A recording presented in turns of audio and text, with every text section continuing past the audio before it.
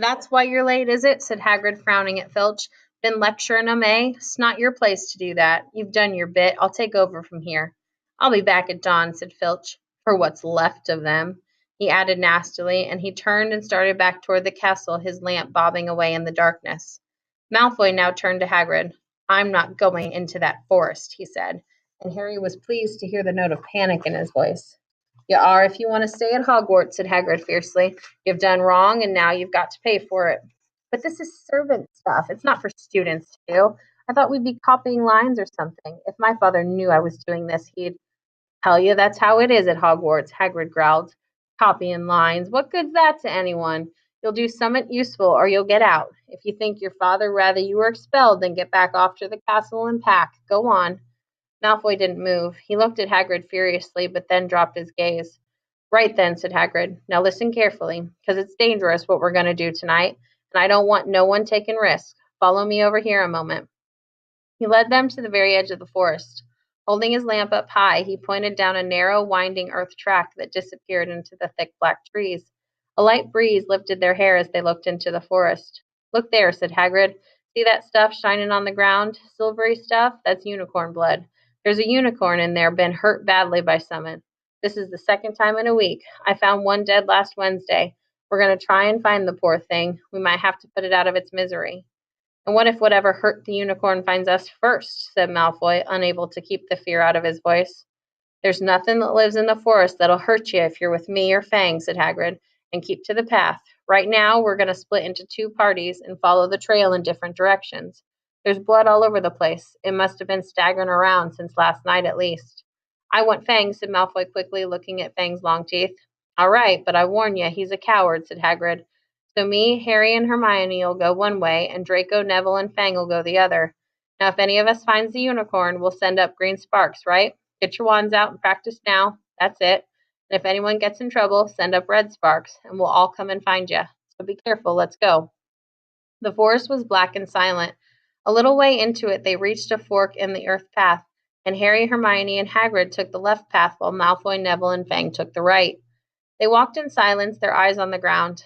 Every now and then a ray of moonlight through the branches above lit a spot of silver-blue blood on the fallen leaves. Harry saw that Hagrid looked very worried. "Could a werewolf be killing the unicorns?" Harry asked. "Not fast enough," said Hagrid. "It's not easy to catch a unicorn. They're powerful magic creatures. I never knew one to be hurt before." They walked past a mossy tree stump. Harry could hear running water.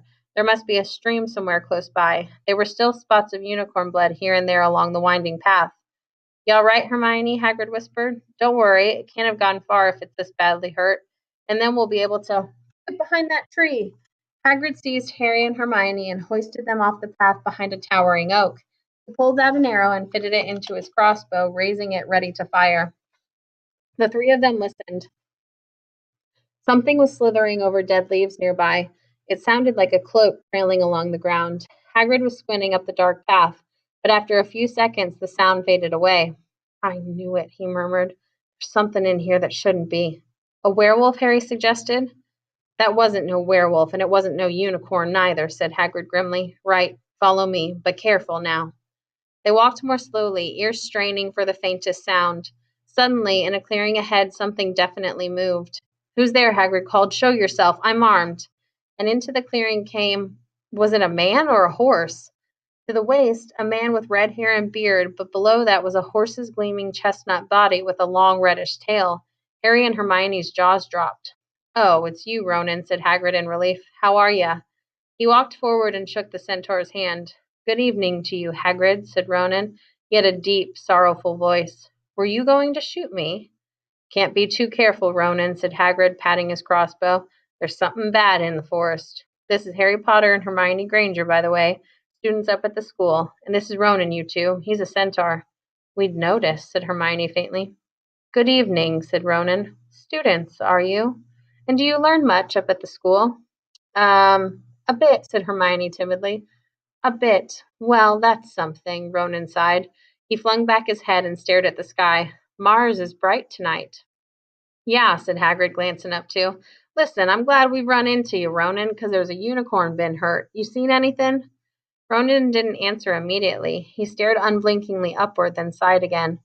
Always the innocent are the first victims, he said. So it has been for ages past, so it is now. Yeah, said Hagrid, but have you seen anything, Ronan? Anything unusual? Mars is bright tonight, Ronan repeated. Unusually bright. Yeah, but I was meaning anything unusual a bit nearer home, said Hagrid. So you haven't noticed anything strange? Yet again, Ronan took a while to answer. At last, he said, the forest hides many secrets.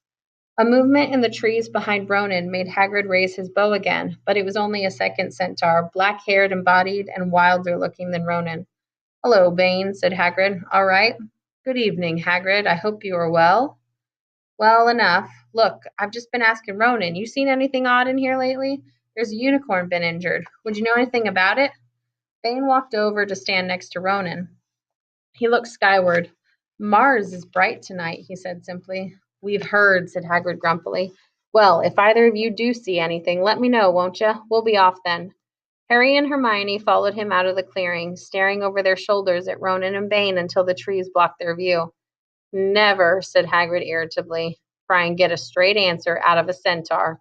Ruddy stargazers, not interested in anything closer in the moon. Are there many of them in here? Asked Hermione. Oh, a fair few. Keep themselves to themselves mostly, but they're good enough about turning up if I ever want a word. They're deep, mind, centaurs. They know things. Just don't let on much. Do you think that was a centaur we heard earlier? Said Harry. Did that sound like hooves to you? Nah, if you ask me, that was what's been killing the unicorns. Never heard anything like it before. They walked on through the dense dark trees. Harry kept looking nervously over his shoulder. He had the nasty feeling they were being watched.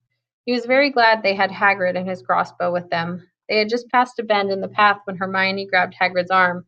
Hagrid, look, red sparks, the others are in trouble. You two wait here, Hagrid shouted. Stay on the path, I'll come back for you. They heard him crashing away through the undergrowth and stood looking at each other, very scared until they couldn't hear anything but the rustling of leaves around them. You don't think they've been hurt, do you? Whispered Hermione.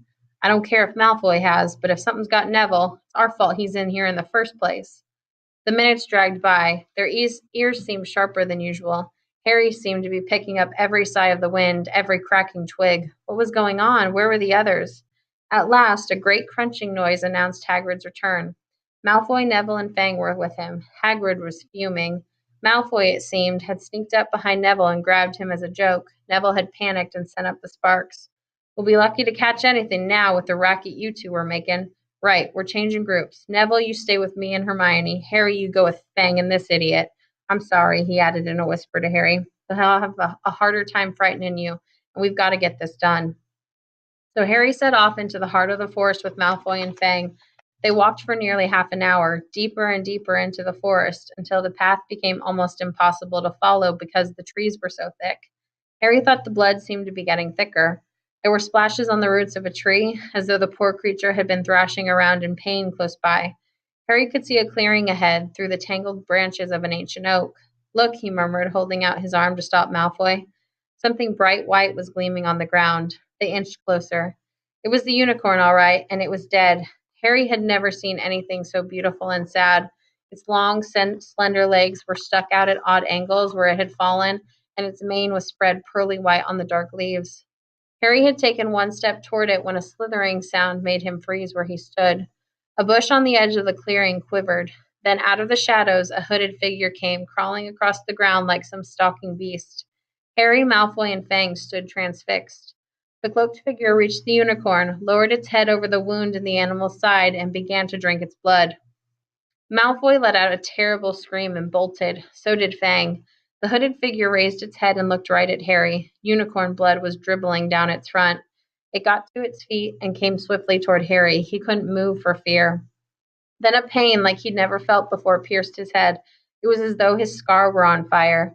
Half blinded, he staggered backward. He heard hooves behind him, galloping, and something jumped clean over Harry, charging at the figure.